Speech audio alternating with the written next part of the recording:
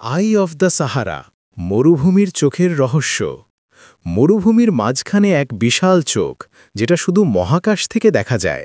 একে কেউ বলে ধ্বংসপ্রাপ্ত শহর, কেউ বলে ভূমির হৃৎস্পন্দন। আফ্রিকার সাহারা মরুভূমিতে আছে এমন এক গঠন যা মহাকাশ থেকেও স্পষ্ট দেখা যায়। এটাই আই অফ দ্য সাহারা বা রিচার্ড স্ট্রাকচার।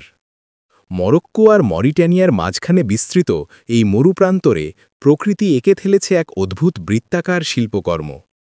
এই বিশাল চোখের ব্যাস প্রায় 40 কিলোমিটার। এমন নিখুঁত বৃত্ত পৃথিবীর কোথাও পাওয়া যায় না, যেন প্রকৃতি নিজেই আঁকছে এক চোখ। অনেকে বিশ্বাস করে এটা নাকি সেই হারানো শহর আটলান্টিসের অবশেষ।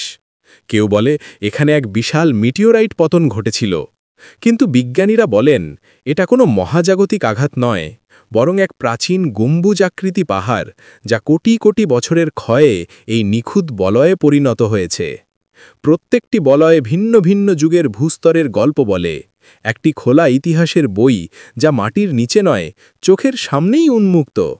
মহাকাশচারীরা যখন পৃথিবীর কক্ষপথে ঘুরে বেড়ান, এই চোখটাই নাকি তাদের সবচেয়ে সহজে দেখা যায়, যেন পৃথিবী নিজেই তাকিয়ে আছে তাদের দিকে। আই অফ সাহারা আজও রহস্য।